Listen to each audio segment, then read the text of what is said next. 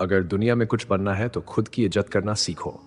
अगर खुद खुद को नीचा दिखाने वालों के सामने सामने सिर झुका दिया तो जिंदगी भर सिर झुकाते रह जाओगे। आज की कहानी आपके अंदर की शक्ति को जगाने और साहस का मतलब समझाने वाली है। पूरी कहानी सुनो, क्योंकि जो आज सीखोगे वो जिंदगी बदल देगा। कहानी की शुरुआत। गांव के बीचों बीच बसा एक छोटा सा मंदिर। वहां एक साधु महात्मा रहते थे। नाम था बोधिनाथ। बोधिनाथ जी जानी थे, पर उनका स्वभाव शांत और विनम्र था।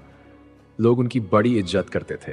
लेकिन गांव के बाहर रहने वाला रघु नाम का लड़का हमेशा उनकी हंसी उड़ाता। रघु का मानना था कि विनम्रता कायरता है। एक दिन उसने मंदिर में घुसते ही बोधिनाथ जी से कहा, सुनो बाबा, ये साधु बनकर क्या तमाशा कर रहे हो?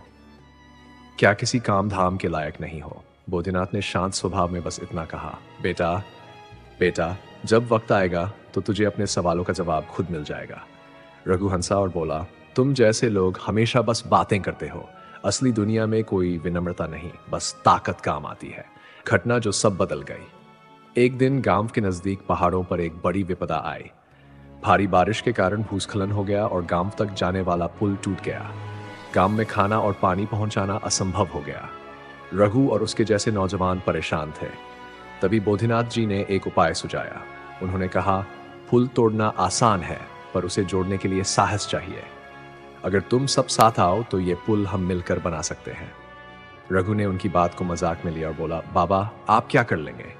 आपके पास तो न ताकत है, न ही किसी काम का जान।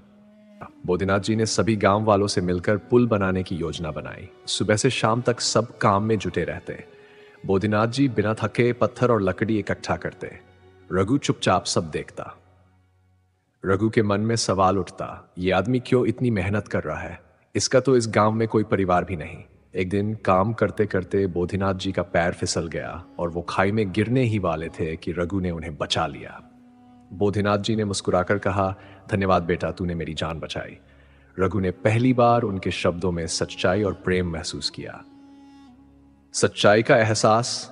रघु को समझ में आने लगा कि बोधिनाथ जी किसी की निंदा का जवाब नहीं देते, क्योंकि उनके पास साहस था। अपमान सहन करना कायरता नहीं, बल्कि आत्मा को मजबूत बनाना था।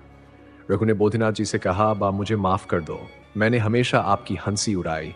आप असली ताकत क्या है ये सिखा रहे थे और मैं समझ ही नहीं पाया। बोधिनाथ जी ने कहा, बेटा, जीवन में दो तरह की ताकत होती है। एक जो दूसरों को नीचा दिखाने के लिए इस्तेमाल होती है और दूसरी जो दूसरों को ऊपर उठाने के लिए। तू खुद फैसला कर कि कौन सी ताकत तुझे बेहतर बनाएगी। पुल बनकर तैयार हो गया और गांव के लोग राहत की सांस लेने लगे। रघु अब हर दिन बोधिनाथ जी के पास आकर कुछ नया सीखता। उसने अपनी जिंदगी बदली और दूसरों की मदद करने का प्रण लिया। अपमान सहन मत करो, उसे अपनी ताकत में बदलो।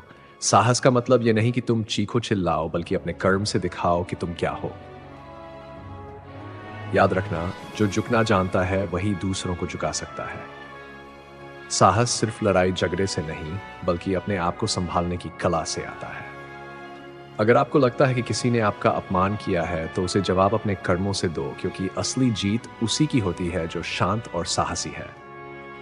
आओ आज से खुद को बदलें और इस कहानी को अपने दोस्तों के साथ शेयर करें ताकि वो भी अब जिंदगी बदल सके।